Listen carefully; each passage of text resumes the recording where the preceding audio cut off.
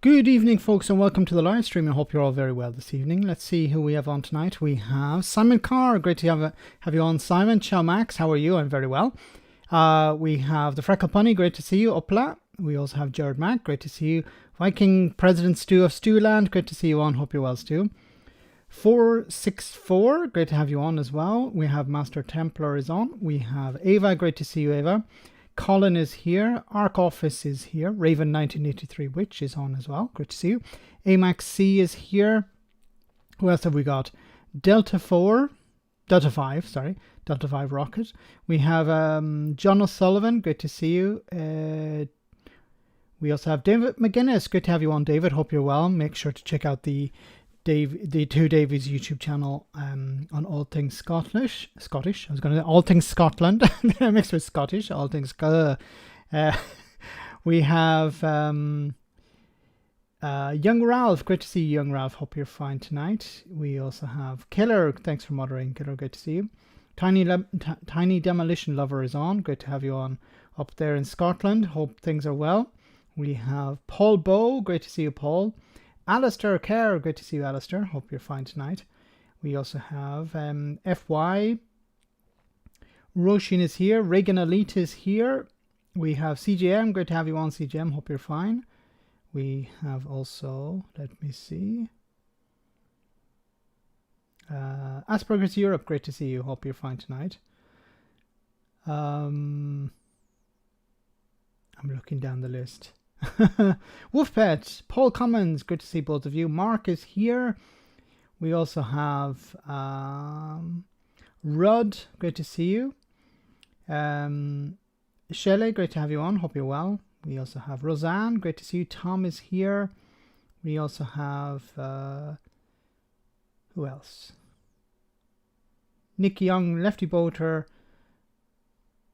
Owen, and so many more. Hope you're all very well. We're up to 108 viewers, so I can't say hello to everyone. But I do hope you had a nice weekend, and I hope you were able to check in on the Sunday roast. We had we were very pleased to have Phil from A Different Bias on just before he went downhill with his health, but he's making a good recovery at the moment, and he's putting out some videos at the moment, which is fantastic. So I hope you all had a good weekend and you're doing well. So let's jump into the first live stream for this week. Government may have broken the law over sewage. Therese Coffey has been flushing too many things down the toilet. Therese Coffey it reminds me of a story of many moons ago when I was in a pub about hearing about a rugby player flushing a pint glass down a toilet. Why would you do something like that? I do not know. But for some reason, it makes me think of Therese Coffey.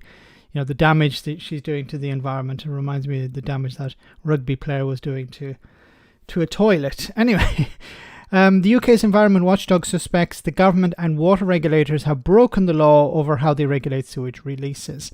It follows continued high levels of sewage released into England, which topped 825 times a day last year. Campaigners and opposition MPs have called the regulators complicit in allowing the pollution. The government said it did not agree with the Office for Environmental Protection's initial interpretations. Last week, a BBC investigation found potentially hundreds of illegal dry sewage spills in England.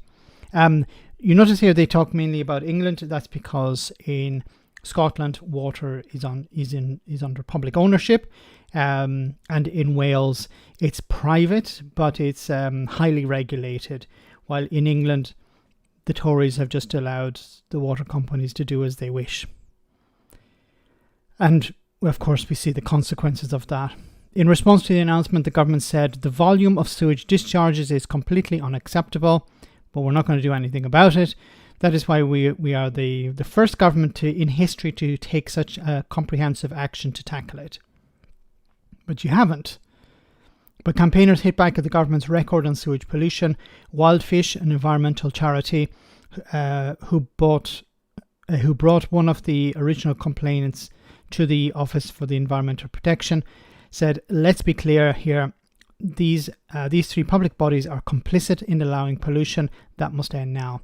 Charles Watson, the chairman of River Action, a water quality charity, said, "It's no surprise to us that the first enforcement action of the Office for the Environmental Protection is pursuing against the government over sewage pollution over our rivers are in crisis. In 2022, water companies in England released sewage for 1.75 million hours. You know, the Tories are doing so much damage everywhere. Damage to education, allowing buildings to collapse, damage to the NHS, damage to people's lives, be it with the DWP, the social safety net being removed, and of course the environment as well. And these things take ages to repair, and the companies are being allowed just to pump whatever they want into rivers and lakes. It's like going back to the 19th century. There was a story I saw on YouTube. It was a documentary, a sort of documentary. I think it was from a Scottish guy called Well I Never. So do check out his YouTube channel. Very interesting content, historical sort of content. And he was talking about a disaster in the Thames where something like 600 or 700 people died. Not a very famous story because it happened just about a decade before, or 2 decades before the Titanic sinking. But it was about most of the people who died. So two ships collapsed, collided, in the Thames, and people were thrown overboard. Some died, from natural drowning. But the chemicals and the sewage that was in the water killed a number of people. It seems to be going back to those times. Trash in the UK from every direction. Yes, Wolfpat seems to be the policy of the day. Campaigner and former, and still, I don't know if he's a former singer, he still sings, Fergus Starkey from Northern Ireland, was interviewed on Sky News about this. I guess you weren't surprised when you saw the news this morning that the government may well have broken the law. Not in the least, and in fact it is what myself and many others have been saying for some years now. This story actually begins 12 years ago, when government were taken to the European Court of Justice, who at the time did rule that the UK government was acting illegally by the way it had allowed water companies to dump sewage into our rivers and onto our beaches. And here we are 12 years later, finally the sorry truth is beginning to unravel. The government and the regulators clearly and now potentially have been continued to act illegally over the last 12 years when they were told by the court what they were doing is illegal. And it's my interpretation, they just quietly tried to look away, turn a blind eye and hope that no one would ever notice. I mean, the key part that jumps out to me from Helen Venn from the OEP is that there may have been misinterpretations of some key points of law. I mean, misinterpretations. It's a brilliant bit of language, isn't it? There's no, personally speaking, there's no misinterpretation whatsoever. The government did at the time try to argue that water companies should be allowed to dump sewage during heavy rain. The court quite specifically ruled that that would be illegal. Now, one of the things coming out today is it transpires that since then, 12 years ago, there are some water companies that still have discharge permits that apparently allow them to discharge sewage during heavy rain, which was ruled illegal 12 years ago. So what the Environment Agency are now beginning to have the finger pointed at them is that they've known that was the situation. They've potentially known that those permits have been illegal for 12 years, but they did not intervene, review and amend those permits and make sure that they were compliant with the law. Oh my goodness. Brad W, thanks so much for that super chat. Swimming the Thames is very like politics. You start in Oxford, and if you swallow enough shit, you end up in Westminster. You so well said. The Thames has always been regarded as filthy, but I think it's just gotten worse, both physically and metaphorically, literally and metaphorically, over the last number of decades. Will there ever be a time where people could swim in the Thames again? Perhaps this could be something that the Labour Party could run on. Clean water. I think most people would agree with that. Most people would support that as a policy. Anyway, guys, we'll move on to the economy. How are things in the economy? Well, not so good.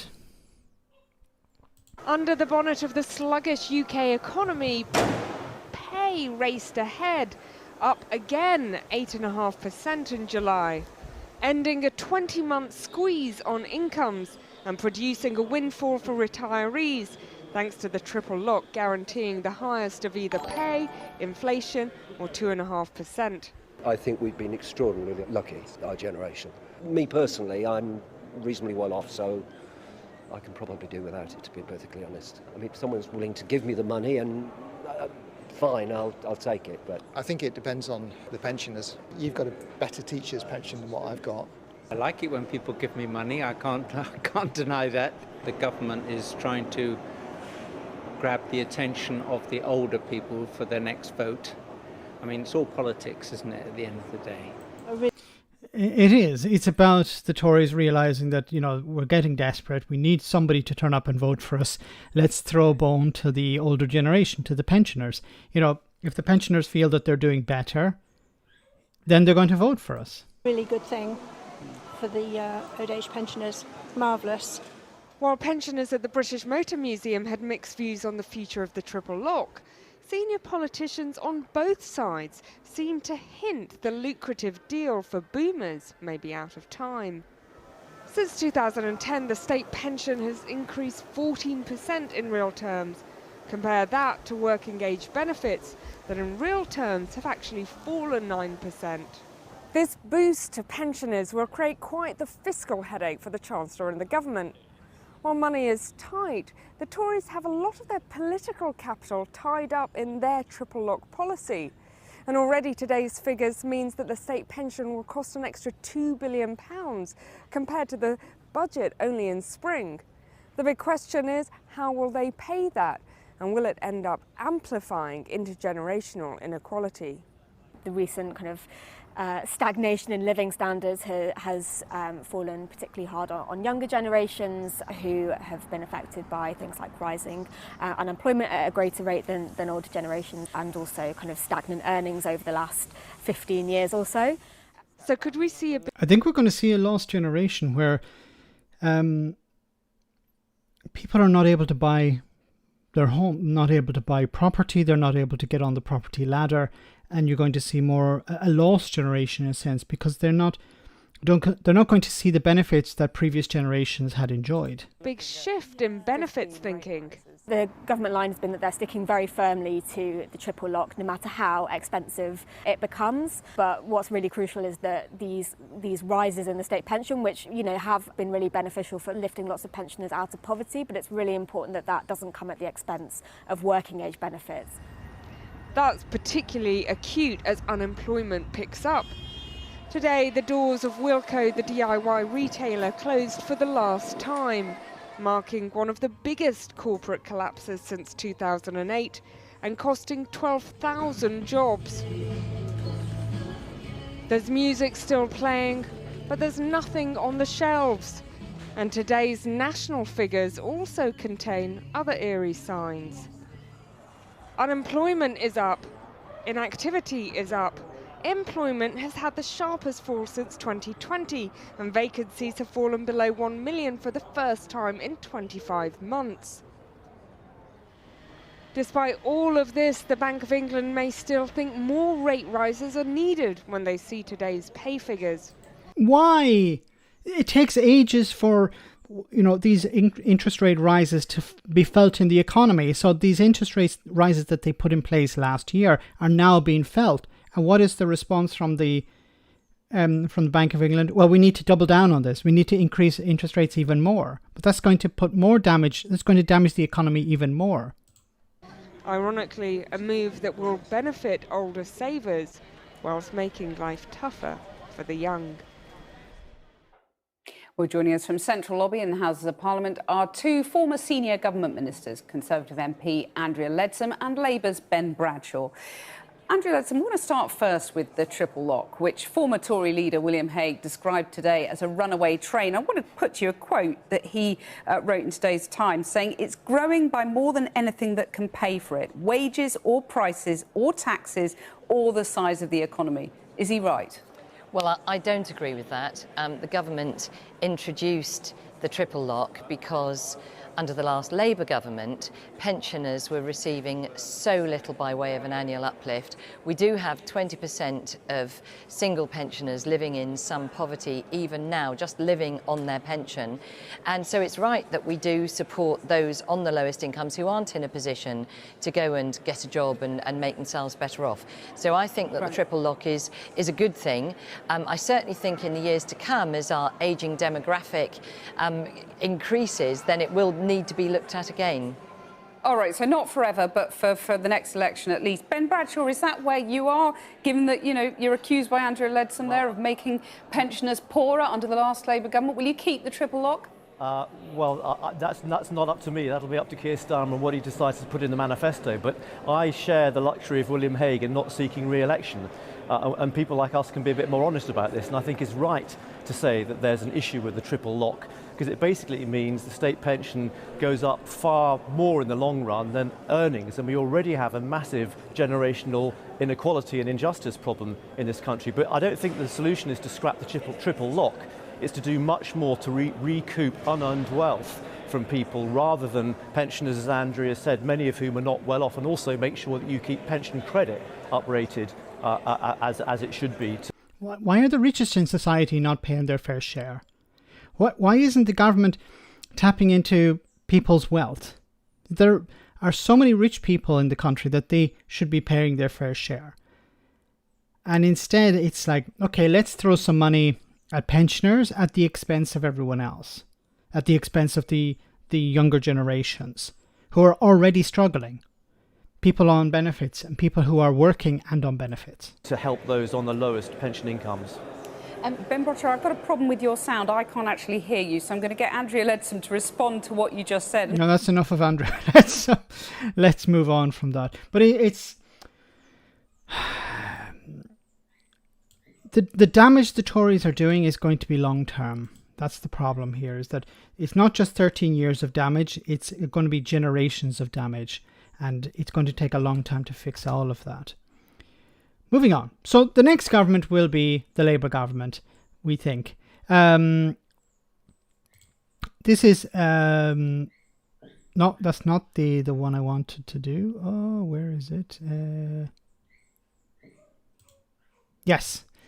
Angela Rayner. So she could be the future Deputy Prime Minister. And she gave an address to the Trade Unions Congress today. A few things that she mentioned at it. Opening her speech, Miss Rayner paid tribute to the TUC General Secretary Paul Nowak for taking on the Conservatives over working rights during waves of industrial action. She says her one message is that Labour will build an economy that works for working people with a new deal for working people. Well,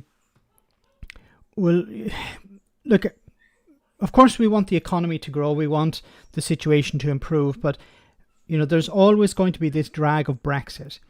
And when it comes to businesses growing, they need staff. And if they can't find staff locally, they need to look further afield. So we would hope that the Labour Party would be open to, of course, they can't bring back freedom of movement, but having a better agreement with the European Union when it comes to something like freedom of movement. Liberty of transit or something like that. Don't call it freedom of movement, because the Tories will call it open borders or something. They refer to it as open borders, but they're completely against the idea of freedom of movement. But if you want to grow your economy, you need to attract investment, and you need to attract skilled and low skilled, so-called low skilled workers. So you need to bring in people from both ends of the skill level. I don't like calling it unskilled or low skilled. It's a skilled work anyway, but the so-called low paid work, we should just call it. So high paid and low paid work. You need to bring in both of those if you want to grow your economy and if you want to attract investment, because you're not going to attract sufficient investment if you're saying, well, we're going to try and keep people out, or we're going to maintain barriers to trade. I'd rather have a revolution. Well said, Van Dijk.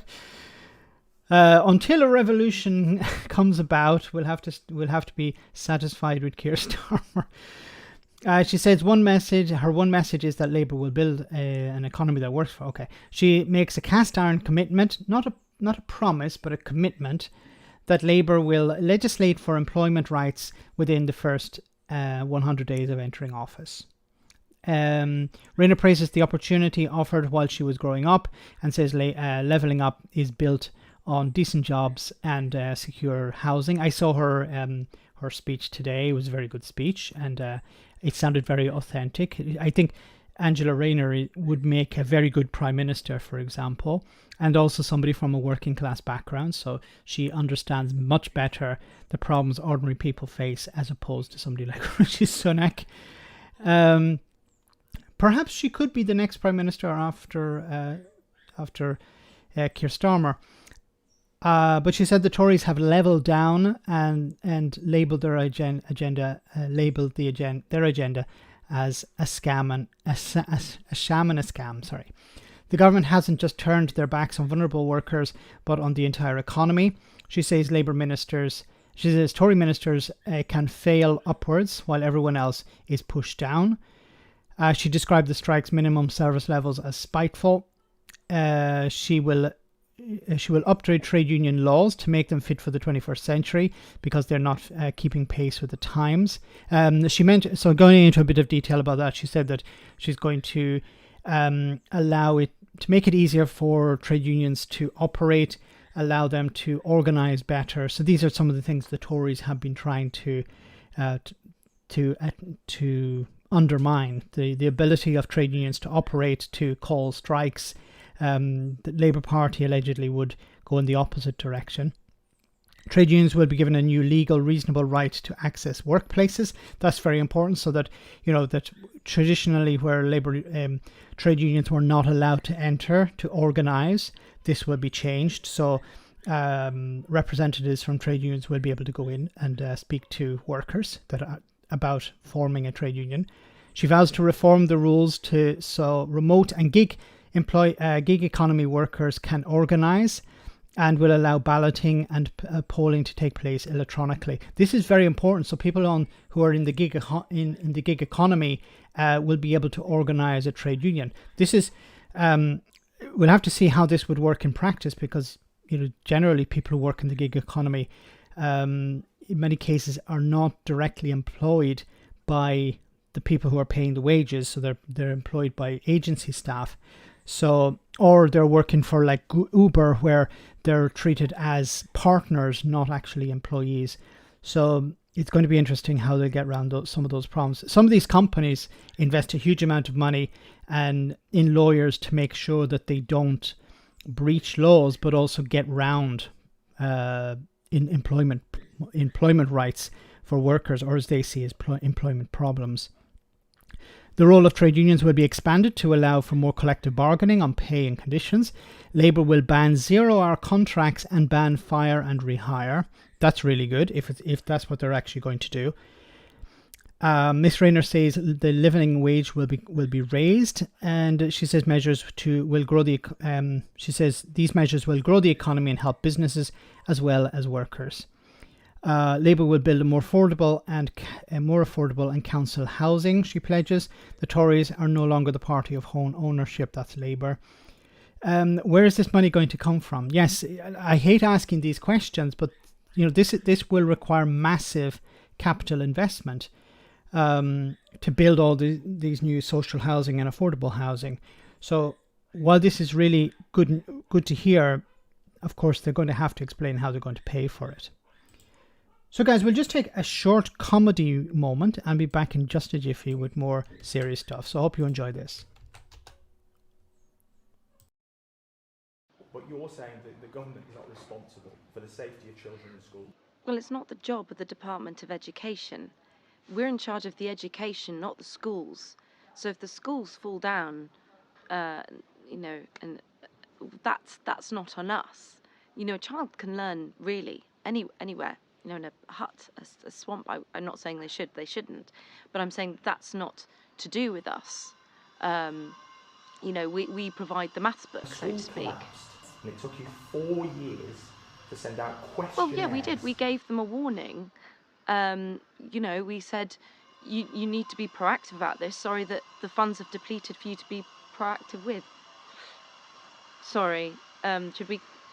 Yeah, they're doing some work on my offices. Well, it's just really, really small. It's really hard to work in there. You know, just getting an extension.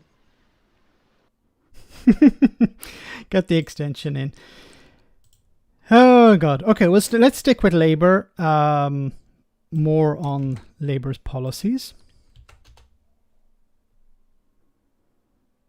See, one of these figures is likely to be ahead of the other. That's just maths. So which would you pick if you were Keir Starmer? Would you rather be ahead of... Sorry, I had to show this clip because I love when you hear Tory MPs and Tory supporters or columnists. This is a Times columnist, Conservative peer Daniel Finkelstein, giving advice to the Labour Party. It's always wonderful to hear, you know, people on the other side trying to give advice. I think it was the House of Commons hooligan. What's his name? Jonathan Goules was trying to give advice to the Labour. This is what the Labour Party should be doing to win elections. Okay, whatever advice you're giving me, I'll do the opposite because, of course, you're not trying to help me. Obviously, one of these figures is likely to be ahead of the other. That's just maths. So which would you pick if you were Keir Starmer? Would you rather be ahead of your party or your party ahead of you? So I think it's quite an achievement for Keir Starmer that the party's ahead of him. Because after all, the problem he had was that Labour's brand was in difficulty. Yeah. And that's actually the main job. He's settled for himself. So I wonder whether he wouldn't be quite satisfied. You know, my general principle in answering these questions, which you often get, which is, you know, is X or Y a problem for Keir Starmer? Is nothing much of a problem for Keir Starmer at the moment. And we'll get any problems he has in proportion. He's doing incredibly well. The party's doing incredibly well. And it looks set fair to win the general election. So you in those circumstances, he has few problems. Clearly, lack of enthusiasm for him is one of the things that holds back Labour, and it may be for him to alter that because of his, you know, I don't think he's the best public performer, despite the fact that I actually, you know, think highly of him as an intelligent person. I don't think he's the best public performer. He's managed to do to the Labour Party what, you know, what he'd want, which is to put it in a stronger brand position. It's not brilliantly strong. That's still a reasonable negative rating, but it's quite a lot stronger than it was, and it's much stronger than the Tories. So I'm not sure. I think I'd probably pick that. Of the, you know, given you're going to have either the problem the party's ahead of him or he's ahead of the party, I think I'd probably prefer it if I were him, if the party was ahead of me. Could have gone a lot worse than that, but is it better to have the party ahead of him or is it better to have him ahead of the party? Well, I think it's actually better to have him ahead of the party because when things go sour, they can just blame him. Because if he's weak, if he's viewed as weaker, then he'll be a drag on the party. Well, if he's appeared as stronger than the party, then he can be presented as a leader. But it is, in a sense, a lack of enthusiasm, but I don't think that's holding Labour back. It would be better if people were enthusiastic about the Labour Party, but they're enthusiastic for change. They're enthusiastic to get the Tories out. It's almost, and I don't like saying this, but it's a bit like Brexit, where people were voting for Brexit not knowing what was going to come after. And in a way, people are voting at the next general election to get the Tories out, not exactly knowing what's going to come after. Because Labour are not really presenting, apart from what we heard from Angela Rayner, really there aren't any radical policies. It's a bit like sort of undoing some of the Tory policies or maintaining some of the Tory policies. Rayner appreciation post. Effing Tories. Yes, thanks, Gareth. Great to see you on the stream, Gareth. Hope you're well tonight. Thanks for that. Yes, I've said before, Angela Rayner would make a wonderful Prime Minister. She's somebody who doesn't take any crap, and I think she'd be really good on a number of good at dealing with PMQ. We saw her in PMQs when she took over from Keir Starmer on a number of occasions. She's really good at dealing with the Tories.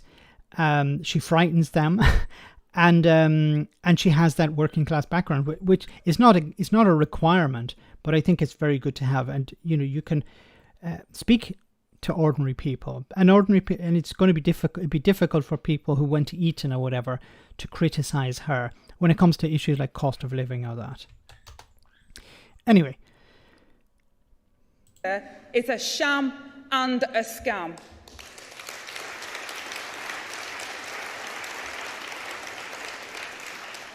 The mask has slipped, and the public have seen the truth. Warm words and politically driven handouts won't touch the sides, and empty slogans won't pay decent wages. False promises won't build secure homes, and a soundbite won't empower local people and local communities to take control of their futures. And Congress, never has this been more important. 13 years of Tory failure has left our economy shattered. People are on the brink, with a cycle of insecure work, poor pay and grave conditions. Recent scandals like P&O ferries show how bad bosses can undercut the market. I actually prefer bog bosses, but anyway. This government hasn't just turned their backs on vulnerable workers, but on our entire economy. But be in no doubt, Tory ministers are the only workers that can get fired and rehired on better terms and conditions, failing upwards. Well said, well said. Tim's, thank you so much for that super chat. Love your channel. Keep up the great work. Thank you very much. Very kind of you. Thanks for that support. Won't touch the sides is quite a risky analogy to use. So let's move on. It's long-term. What has been the reaction to Labour's policies? Well, this is Mick Lynch from the RMT union. It's important to remember that the RMT is not affiliated with the Labour Party, but which in a way allows them to be more critical. And Mick had some pretty positive things to say. Reform, which is why we need a progressive government for a long time. You're not going to get it on day one. You're not going to get it all in the first term. I see life as a permanent scrummage. You're either on the side that's pushing in favour of working people and progressive politics, or you're pushing the other way for the forces of reaction. Mick Lynch, Royal Ballet, Chorus. Thank you. What did you make of Angela's speech? Well, it was good. I mean, it's the stuff we've heard before. To be fair, Keir Starmer came here last year and made a similar speech, listing out what's in the New Deal and the commitment to get it done in the first 100 days. That's all good. But the follow-up, I suppose, is its implementation. So we've got a long road to go, probably at least 12 months. You've got to go through the rough and tumble of politics in that time. You've got to get a manifesto written. You might have reshuffles, all that sort of stuff. And then you've got to get it through Parliament. And then it's what it looks like when it's implemented off the statute book and into the workplace in the case of this stuff. And there's other stuff that we like. The transport policy is good. That's remained on the books. So all that stuff is about delivery and what it's like when we actually get to use it and embolden and enhance workers' rights. And if it comes through the way it is, for me, that's a good first step. For instance, the anti-trade union laws are not being repealed. It's repealed back to 2016, but the Tebbit laws and all the laws that the Tories put in the 80s and 90s are not being repealed. So for us, that first 100-day commitment is good, but I think it's a first instalment as far as we're concerned, and we'll look for further enhancements through the life of what hopefully will be a long Labour government. There's a cast iron commitment. I mean, if they don't deliver it in the first 100 days, how will the unions react? Well, I think there'll be a massive fallout. I mean, it's been said multiple times. It was said last night at the General Council dinner. It's been said every time they've been on the record. To be fair, they can't back down on that. I mean, they'll have to put it on the statute book. They've not moved the team that have been piloting it. Angela herself and Justin Madders, people that know a lot, and Justin is doing all the technical stuff behind the scenes. And we're really glad that he's still got the portfolio. So that is a commitment. You can't run away from that. they're strengthening the rights of workers. I mean, so the ban on 0 hours contracts, ban on fire and rehire. Where does that fit in with what you were talking about yesterday, about bringing all workers onto the books and in-house? Yeah, they've also said in previous iterations, to be fair, there are lots and lots of sub-promises in that. Those are the headlines. But they've also made a promise, Keir Starmer said it himself, the biggest wave of insourcing in history. And we believe that outsourcing has been a real detriment to working people in many communities. We think it institutionalised racism and also is detrimental to the interests of many women in our society because they tend to be in these low-paid jobs in cleaning, catering, ancillary work as it used to be called. So, and I agree 100% with him. This idea of bringing workers back in-house. So over the last number of decades, what's happened is you've had people moved into, operators, the NHS even, have relied on agency staff. And the worst thing for the agency staff is that they have fewer rights than if they were employed directly by the NHS, for example, or a train company in Mick Lynch's case. And the pay is less. But somebody's making a profit out of this. Of course, it's the agency. So the contract is given to the agency and they fill it with staff and they take their cut. Generally, the pay is less than if they were hiring people directly. But of course, the conditions and the protections are fewer as well. So it's a worst case scenario, and it's a waste of public money because you end up having these companies making huge profits, and there's no real benefit to the economy or benefit to society. It's better if people are employed, they have a stable job, they have good working conditions, they have a union protecting them, and the money that they earn is higher, but they also are able to live a better life. If everyone is doing 0-hour contracts or if everyone is doing agency stuff, this is beneficial to the agencies, but not to the likes of the NHS or to the workers themselves. Those people really need that lift up, and that is levelling up. And one of the ways you can solve these problems is to bring the people in-house. So in our industry, if people working directly for Network Rail or the train operating companies, they would get all the enhancements, the contractual rights, the railway pension scheme, sick pay, just as right. You wouldn't even have to negotiate them. So the insourcing and the end of that type of work would be a real step forward. And that means that the companies of this world, people like Serco, Mighty, ISS, wouldn't have a role.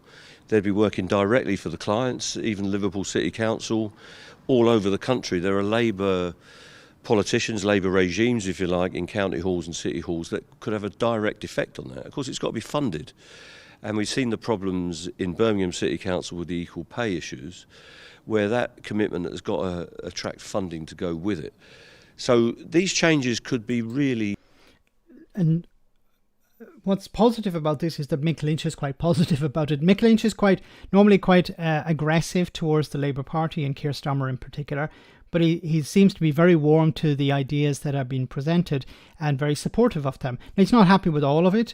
I'm not going to do the whole interview, it's 11 minutes long, but he does point out some of his criticisms. But on the whole, he seems to be quite positive towards what has been presented by the Labour Party. Now, I could be cynical and say that he's doing this because he wants some sort of influence, but because his party isn't affiliated to Labour, then Labour doesn't really have to listen to the RMT. So I think this is an honest view of the positions that Labour have adopted or are planning to adopt, and Mick Lynch seems to be supportive of that, which is good news because I can't think of anyone who cares more about workers than Mick Lynch. So guys, let's move on. A Brexit story that was in the news a few days ago. Mini. Big news for a small car.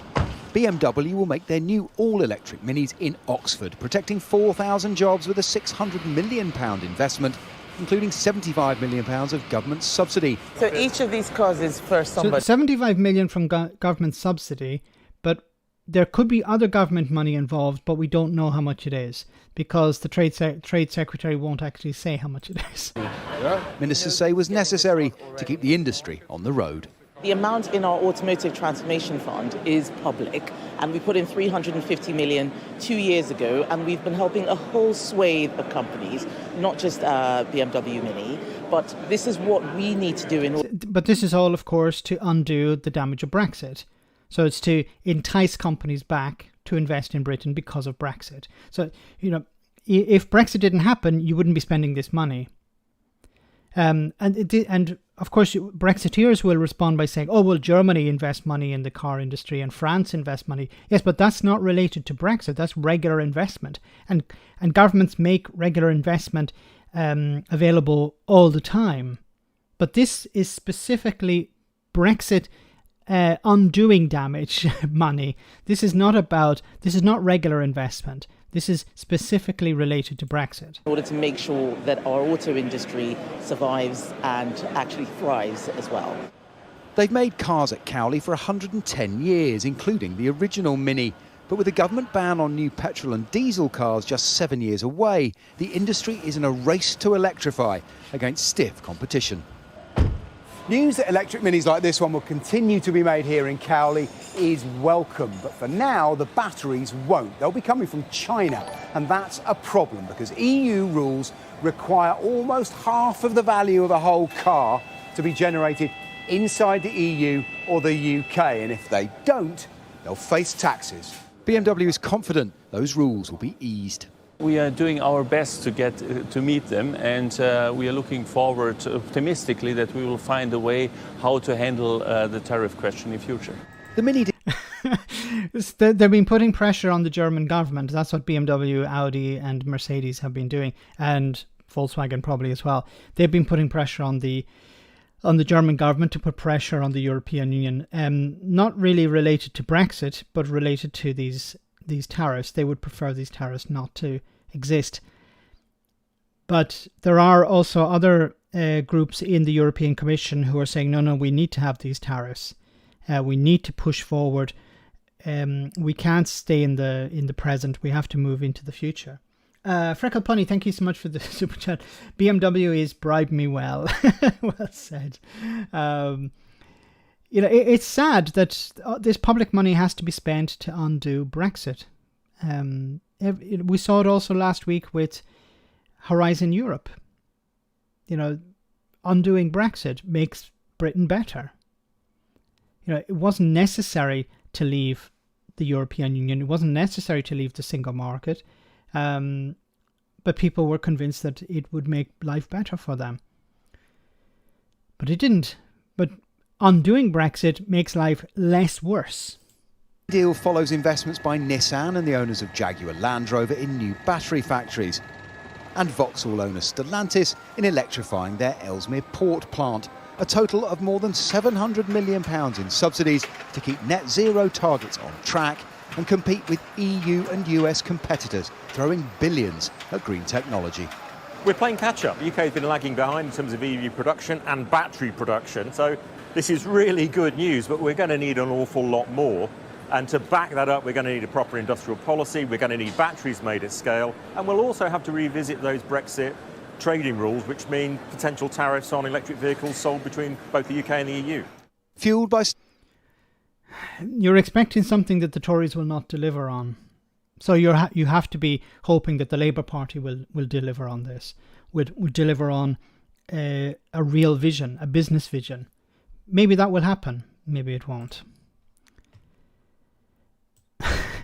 I wanted to touch on another story, interesting story. UK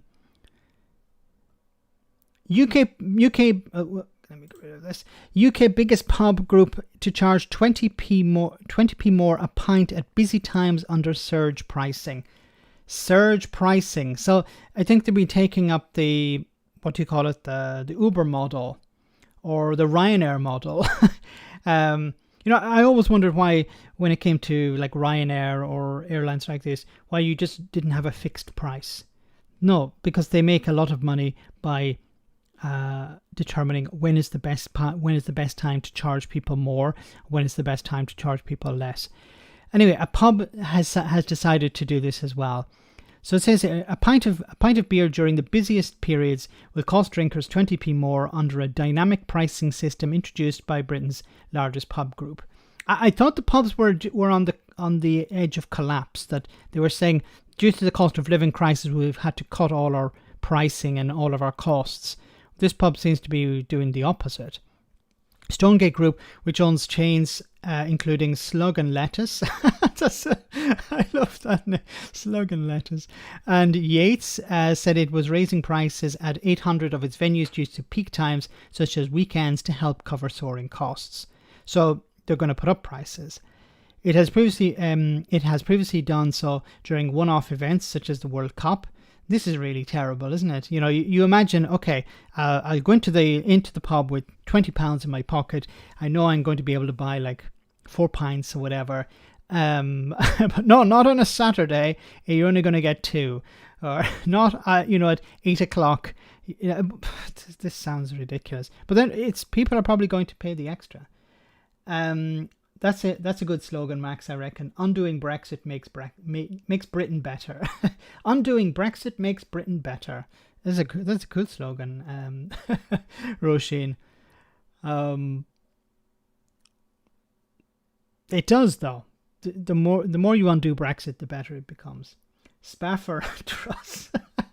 Slug and Lettuce, Spaffer and Truss. That's cool.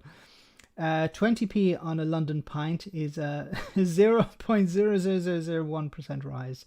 Thanks, Brad. Yes. I heard in some pubs in London you can pay £11 for a pint. Who the hell pays £11 for a pint of beer? Slug and Lettuce or Mike Graham and Liz Truss.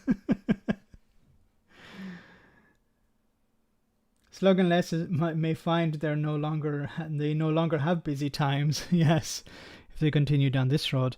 Although, you'll always get people who are willing to pay the extra. Just, I don't know why.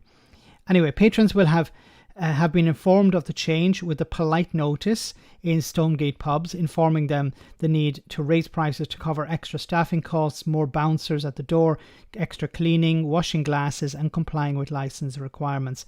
Dynamic pricing, often known as surge pricing, is a common feature in other industries such as aviation, where airlines charge more for tickets during holidays, school holidays.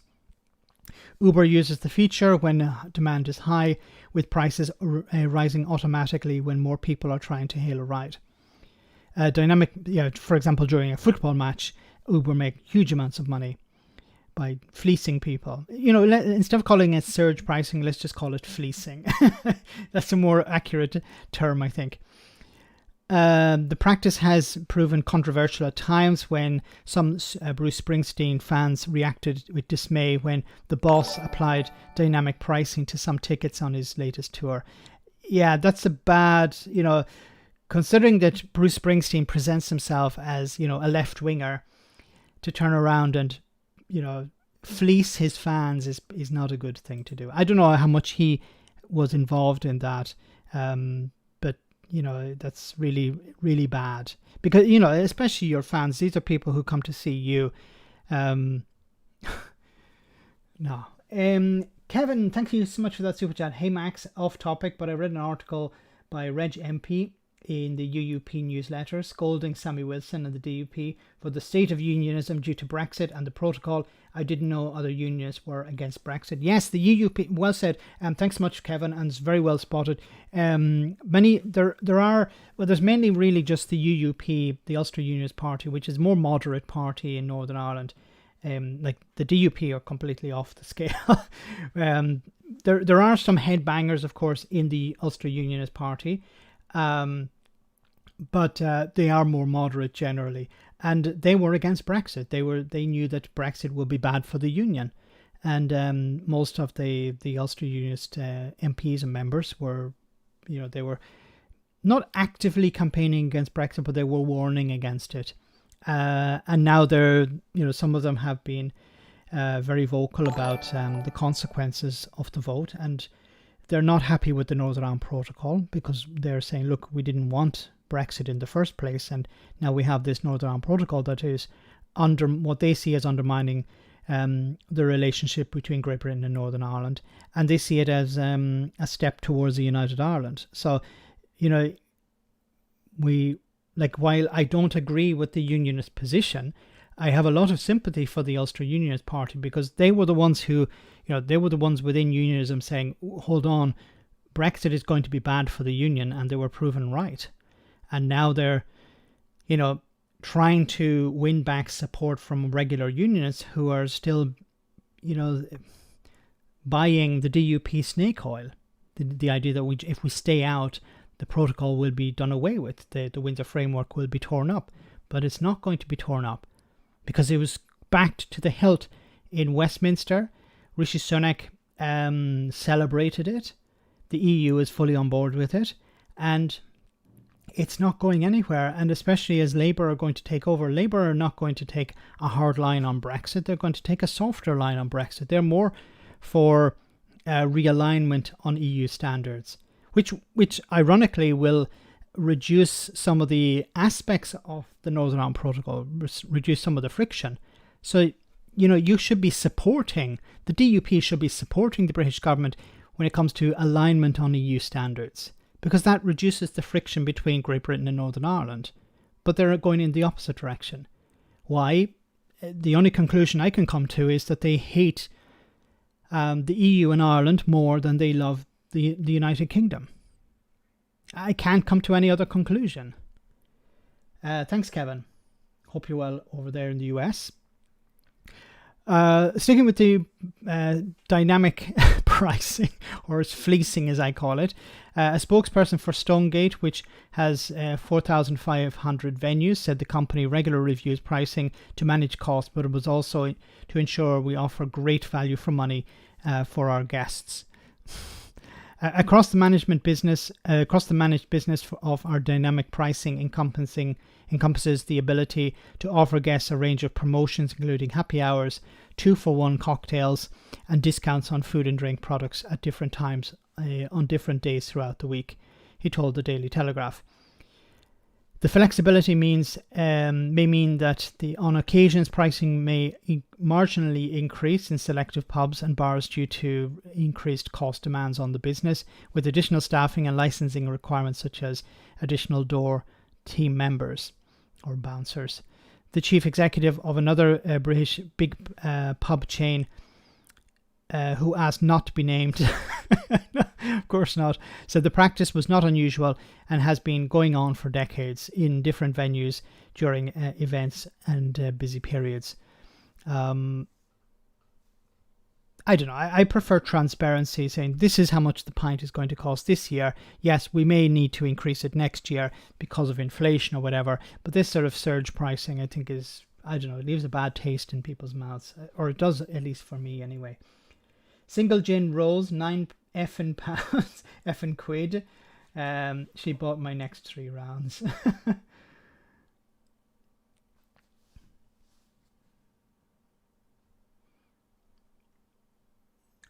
Thanks, Jared. So, what did Jared write? Perhaps Max could explain what it means.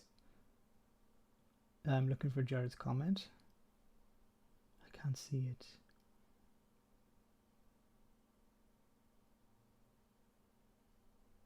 UBI. We have a super chat from Maggie Pie. Thank you so much, Maggie Pie. Another slogan: undo Brexit to make Britain great. Make Britain work. Oh, sorry. Undo Brexit to make Brexit work. Sorry, I'm a bit tired today. Undo Brexit to make Brexit work. That's a good idea. Good slogan. That you need that on the side of a big red bus. Undo Brexit to make Brexit work. That should be the Labour Party slogan. Somebody asking about UBI. UBI is Universal Basic Income, where every citizen, probably from the age of 80 or 18 to the end of their life, receive a Universal Basic Income, something like £1,000 a month for the rest of their life. On means tested, everyone is universal. The idea that, if you have a bureaucracy involved to determine whether somebody should receive the universal basic income or not, that's costly, and it's actually more expensive to determine whether some people should get it or not, or when they should get it or when they shouldn't get it, than actually just giving it to people who don't need it. And also, if you give rich people £1,000 a month, they'll give it to charity, or they'll spend it down the pub or whatever. So they're not likely to put it in a bank account and invest it or something. It's not, when we're talking about very rich people, they just spend it, or they'll give it to charity or something like that. So it's better just to give everyone this £1,000 a month. And what would normally people do with it? Well, they'd spend it in the local economy. They'd go to the pub, they'd go to the supermarket. They want to change the oil in their car. They've been putting it off because they can't afford it. They'll spend the money and change the oil in their car. I said before, things like, somebody might want to start a small business, a burger van. That costs a huge amount of money. There's a huge risk that it will fail. If you have a UBI, you can put some money aside every month, and eventually, after a year or two, have enough to maybe put down a deposit for a van or something like that, and start your business. And if it fails, well, you'll still have your UBI. You can go back to your UBI. So, if you've invested everything, given up your job to start a business, and it fails, you're down shit creek without a paddle. So UBI, it could replace some benefits, but I think it's important that it would be implemented in a way that people who are on benefits who need extra support would receive that support, for example, disabilities or something like that. So I don't think it should replace all benefits, but it could replace a lot of benefits. And for most people, I think it would be a huge benefit to their life. The idea, okay, I know that my rent is going to be paid every month. I don't need to worry about that. I don't need to work extra hours. I can spend more time with my family. I can spend more time on my hobbies because I know that this amount of money is guaranteed. I know that my rent or whatever bills or whatever are paid because of this. It gives people a massive amount of freedom. I can't think of really any downsides. Most of the criticisms are like, well, you're giving money to people not to work. And well, those people wouldn't be working anyway. If your criticism, I think, people shouldn't just live to work. Work should be a means to give people the ability to have a good life or whatever. If there's some people who will never work because they couldn't be bothered, but giving them a UBI isn't going to make any difference there. They're not going to work anyway. So it's not a disincentive to work. It's a disincentive on employers to undermine people, to force them into doing jobs that they don't want, and to do hours that they don't want. So it provides a huge amount of freedom. I really don't understand why libertarians aren't more supportive of a UBI. Anyway, I can't condense a whole UBI explainer into 2 minutes. So but we on the Sunday roast we need to get somebody on who's an expert about UBI, because I keep promising to bring somebody on, but I never get the chance. So we need to do it in the future. Anyway, let's move on to our next topic. So, are you going to buy a pint in the pub that costs 20p more? Anyway, Talk TV, that left-wing outlet, met some people on the street in Rochester and asked them about immigration, and it went as well as you can imagine. I used to work in a hotel, yeah? The whole place now is full of immigrants. They go out there, they get their free this, their free that. We can't even get jobs, half of us. And then they're working as well. And then you go... Okay, a few things to say about this. They get everything. Well, they're not allowed to work. So they have to get stuff. Like, unless you want them living on the street... And then if they're living on the street, then you're going to be complaining about them living on the street. So it's better that they're in a hotel, that they're not living on the street, for them and maybe for you. And if they can't work because it's illegal for asylum seekers to work. Now, does that mean that no asylum seekers are working? Of course not. If they're not receiving enough money to get by, something like £7 a week, well, then if they can find somebody who's going to offer them a job to earn a bit more money, then they're going to do that. Now, the problem is not the asylum seekers. The problem is the employer. The company, and it seems to be a lot of these delivering companies, the ones who deliver food or whatever, a lot of these seem to be hiring asylum seekers, which they should not be doing. So the crime being committed is not by the asylum seeker, but by the company who's employing them. And because these are like 0-hour contracts, or because the contracts are very flimsy, and the employment protections are very flimsy, of course they're going to hire asylum seekers who can just sort of disappear into the ether after.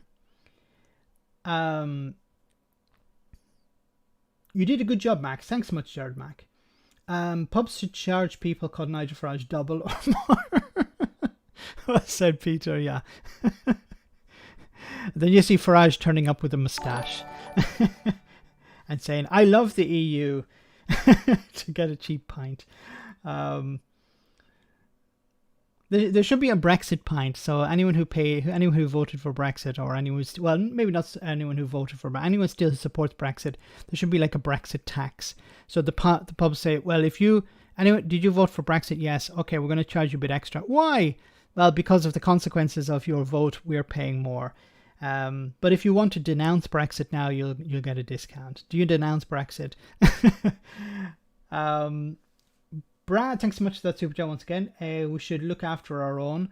Proceeds to telling starving kids to sod off. Yes. Yes. Did Lee Idle Day? Oh, God. Any ideas? Did Lee Idle Day? Oh, God. Around town, they're thieving all through the shops and things like that. No one can say anything to them because half the time they don't speak English. But really, they're coming.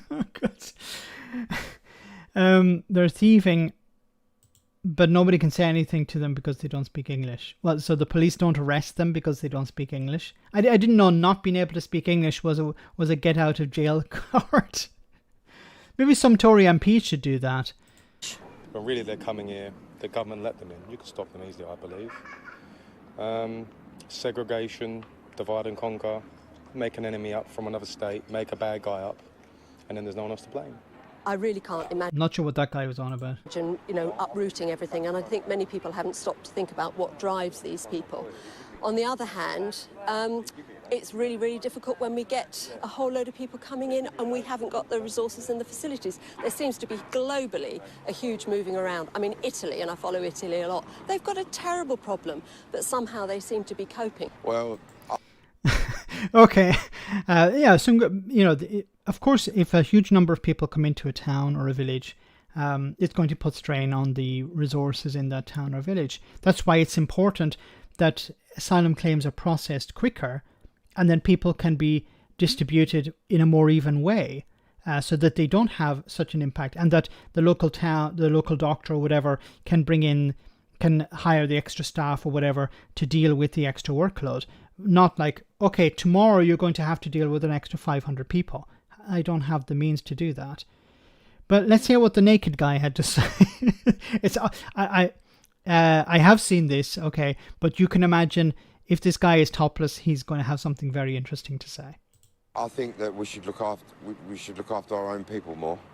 The people that are born in this country, I think we should start looking out for them instead of bringing more foreigners in, because it's not fair on everybody else, especially us. I hope you're not disappointed. I think clearly it's an enormous challenge, and anybody who's in power is going to have to make compromises, and they're not going to be able to please everybody. The impression I get is that this is entirely tied in with the climate crisis.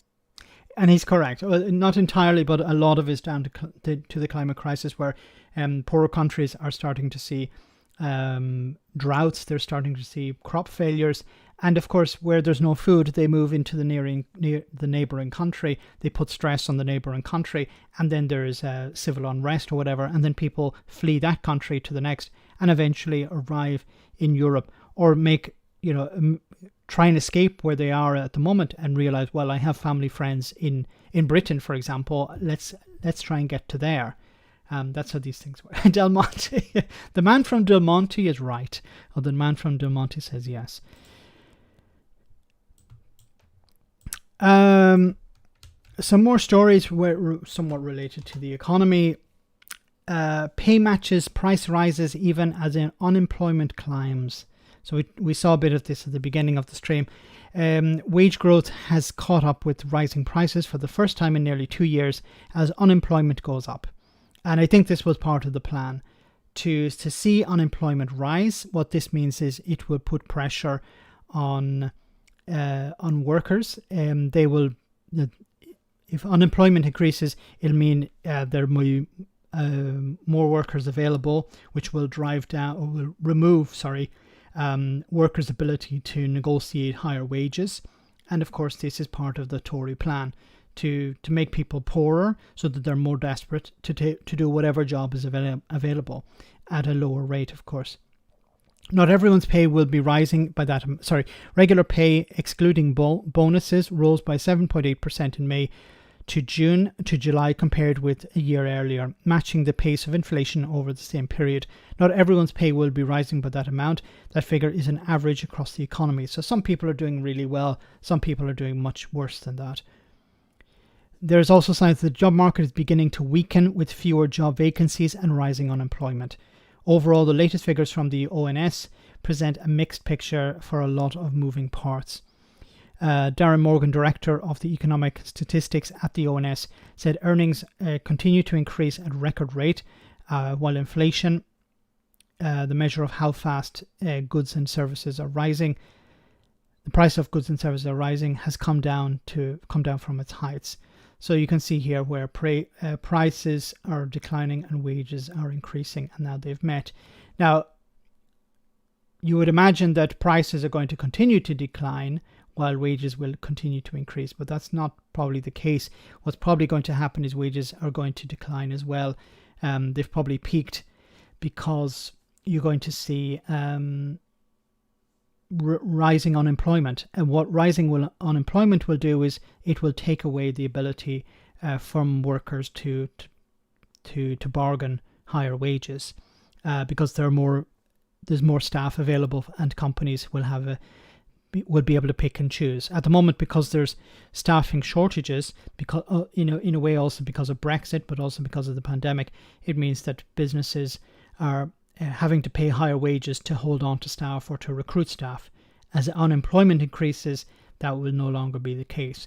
And what's happened, of course, because of Brexit, is a sort of long-term damage that you don't hear a lot about, is that companies have decided not to expand. So in the past, they would say, okay, we want to expand, we want to develop new parts of the company, or new parts of the business. Let's start recruiting staff from abroad, for example, because we can't find them here. And this would allow these sectors of the company, parts of the company, to expand as well by bringing in extra staff.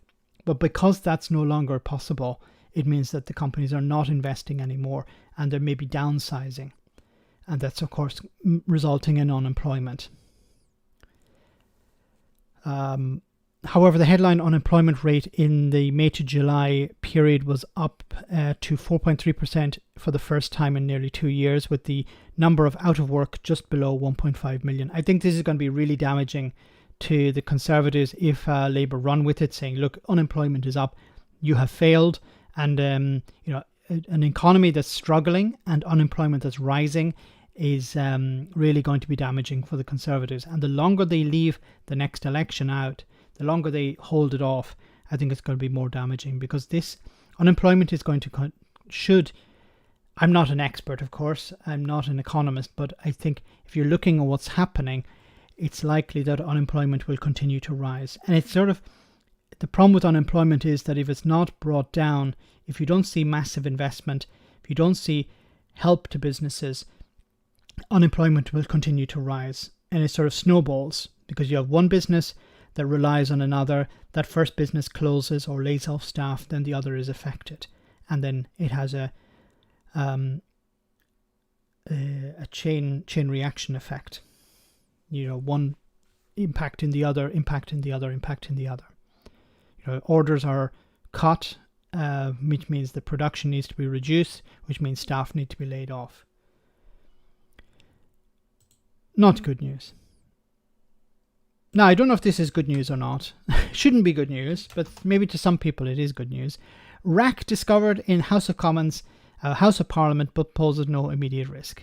The House of Commons, I think, no, it's a beautiful building, but it was not designed to last the amount of years it was first. Whoever designed it probably thought it'll be around for about 100 years and that'll be it. we'll stick in some asbestos. It's okay if there are continuous small fires in different parts of the building. I think every day or every week there's a fire a small fire in some part of the House of Commons, and there's asbestos in the building as well. So anyway. Reinforced autoclaved aerated concrete rack was found in one part of the Palace of Westminster, but poses no immediate risk, a spokesperson said. The concrete, which has become less stable over time, was found during a routine ongoing investigation. About 150 schools have been closed, seen buildings closed or measured implemented due to concerns over unsafe concrete. Where rack is found, mitigations will be put in place as necessary, a parliamentary spokesperson said. The closure of schools has sparked anxiety about the presence of rack in other publicly owned buildings and infrastructure. Concerns about the safety of the parliamentary estate are long-standing amid repeated delays to plans to restore and refurbish the famous site. There have been repeated warnings in recent years about the threat of fire and asbestos across the estate. Estimates for a full restoration of the palace range from 4 billion to 14 billion. 14 billion. Like, how much would it cost to build a stadium? Just build a stadium and put a roof on it and use that as the House of Commons. I don't think it'd cost 14 billion, maybe about 5 billion. So it'd be cheaper than refurbishing the House of Commons. Like you can build a shopping centre for cheaper than that. Why does it cost so much?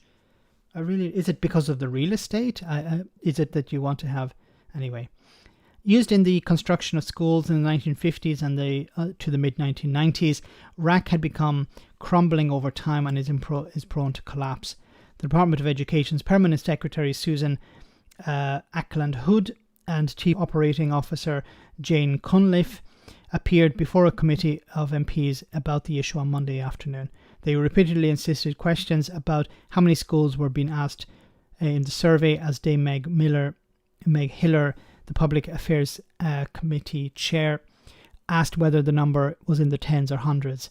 Ms. Cunliffe said, "It's very fast moving and we're doing tens of surveys every day." So it's probably in the hundreds, if not thousands. Is it in the tens of hundreds? More than that. All of them. No, maybe not all. Goodness monkey chance could crash it down. See, that was the great. I think that, Brad, you've hit the nail on the head there. That was the greatest threat to the House of Commons. It's Jonathan Goodness's monkey chance. Historical heritage buildings are always a pain in the arse, a pain in the rear. You're much more diplomatic than I am, Maggie. Appear in the rear to restore, yes. DUP want to move it to Lundy Island. Lundy Island. The top comment on the BBC article says that they could go on the barge. There you go. You have this barge that can hold 500 people. How many MPs are there? 360 or something.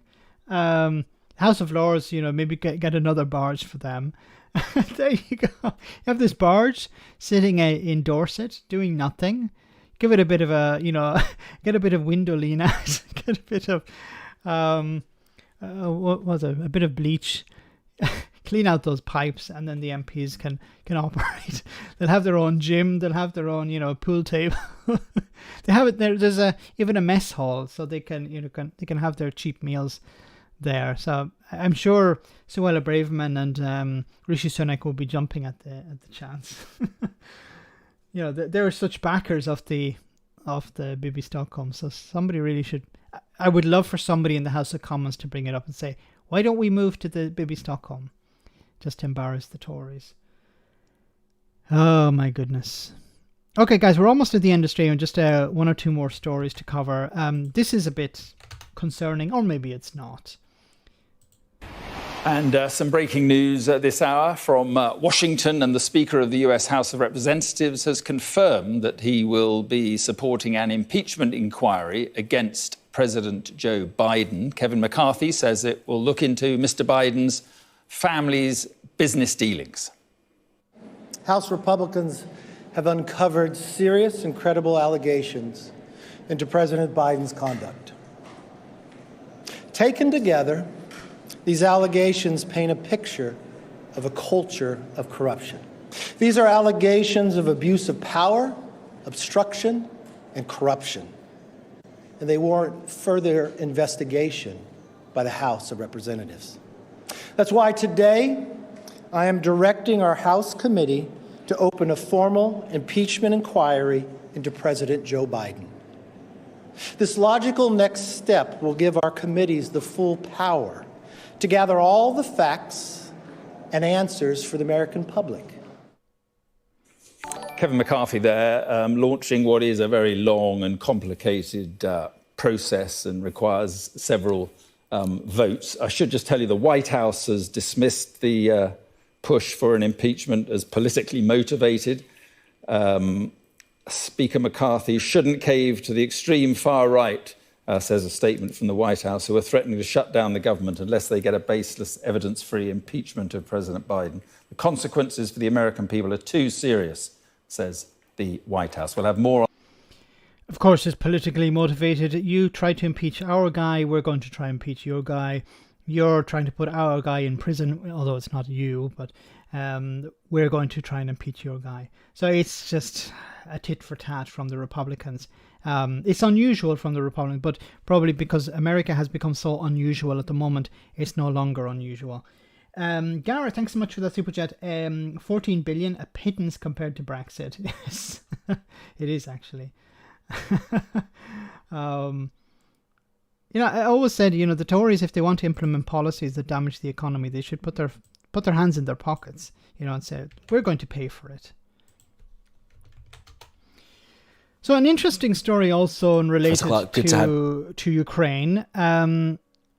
North Korea could be selling weapons to Russia, but even more than that. With us. So what are the two sides do you think going to get from this meeting? Yes, I mean, the North Koreans will try to get grain out of this and food. About a quarter of North Korea's population of 26 odd million people is said by the United Nations already to be starving, and the other three quarters are at... How can they be starving? I saw the president, or the dear leader, he seems to be doing well. Subsistence levels, so they certainly need food, they need oil. The Russians, of course, need ammunition. Not immediately, but the Russians have probably used, maybe depending on their usage rates on a daily basis, they've probably used between 8 and 11 million artillery rounds so far in the war since February last year. And they've had stocks of maybe 20 million rounds, and they produce the best they can produce about 1 million more a year. So they need ammunition. That's what they'll get out of it. And the war, of course, just goes on absorbing more and more ammunition. Yeah, and let's go to the war now. And Russian troops are on the move. Yeah, the Russians are moving troops. I mean, they're moving some of the good troops. They've been massing troops up here opposite Kharkiv for a big counter-push, but that hasn't made much progress. And they're bringing troops down. They did this a couple of weeks ago, and we now know they've brought some more troops down, the 42nd Division, whole division, and they've taken out some of their VDV regiments from other divisions. So the VDV are the airborne forces. They've taken out some of the best forces, 7 different regiments from 4 different divisions. They've also sent them down there to the southern area, which is Tokmak, which is where they are, where the real battle is now going on. And so this area, the Orikhiv axis, as it's called, south of Orikhiv, and the Ukrainians have taken Robotine. They're pushing towards Tokmak. That's a really key issue, key area. And the Russians look as if they brought troops down towards Melitopol, and they're sending them to the front in Tokmak because they're determined to try to hold it while the Ukrainians push down against it. Prevent the Ukrainians pushing through. Brian, thanks so much for that super chat. North Korea gave Nodong missiles to Russia in a deal between the two guys with Nodong Energy. I was hoping that they'd actually cover. Thanks for that, Brad. I was hoping that they would cover in this story as well, but it seems that North Korean troops may be sent to Ukraine as well. Can you imagine, like, you're a North Korean soldier thing, like, I'm struggling to survive in North Korea. We got some news for you. We're going to send you to Ukraine. To where? Isn't there a war on there? Well, from what I've been told in the state newspaper, the Russians are winning it. It was a 3-day operation. But it's a little bit more than 3 days. The last few hours, we've had some amazing footage that's been released as well of Ukrainian special forces. Yeah, I mean, if we just go back to the previous map, the big map, we look at Crimea. There is an area there called the Boyka Towers, which is off the west coast of Crimea, and it's about. Sorry. I see that Kevin says we want Max to do a video link to Rejoin March on the 23rd of September as an altar, Sir Ron Venti, end singing. I did. Anyway. I'll definitely see if Sir Ron will do something. Maybe he may. If I mention the Rejoin March, he'll be very upset. He may be foaming at the mouth over that. So I'll definitely mention it. Third of the way into the Black Sea. So if you think of the Boyka Towers there, these are 4 oil and gas rigs. And those rigs were occupied by the Russians in 2015. So the Ukrainians have now taken them back. And the fact is, these are something that they lost a long time ago in the first Russian land grab. So they're already, they would say, they're taking back territory that they lost a long time ago. And these rigs are important because that gives them a base to put more pressure on Crimea. If they can get some missile launches onto those rigs, footage of it, can't we? They'll use them against Crimea. Yeah, BBC Assault was it? This is the footage that's come from the GUR, which is the special forces, or the group that operates the special forces in Ukraine. And obviously, this is what they want you to see. But clearly, it shows a pretty efficient-looking amphibious operation. That's one of the 4 rigs. Yep. And it's a pretty good amphibious operation to get hold of the rigs, get the Russians off there. And they did have to fight for them. And get their own material on there. Now, the Russians will undoubtedly attack the rigs, so they want to get some anti-aircraft missiles, defensive missiles, onto the rigs quickly, and they'll want to do a whole series of other things. But the fact that they've got hold of the rigs again is symbolically important, but it also will create that area of pressure on Crimea. A couple of weeks ago, they took down some of the air defence of Crimea, and that gives them a temporary hole in Russia's air defence. We now know this is one of the things they pushed through that hole before the Russians could repair the air defence. Fascinating. Can you imagine the movies that we're going to see in the next number of years when it comes in regards to this war? There's going to be some amazing movies. I'm just thinking, Gareth, thanks so much for that super chat. Look, it's Mr. It took 15 votes before my own people would elect me to serve as Speaker of the House. Back at it again, talking shite the gobshite, or talking something the gobshite. What said Gareth? Yeah. It's was it Kevin McCartney, Kevin McCartney, Cartney. I don't remember which way his name is pronounced. The guy who couldn't even get elected on the 15 votes.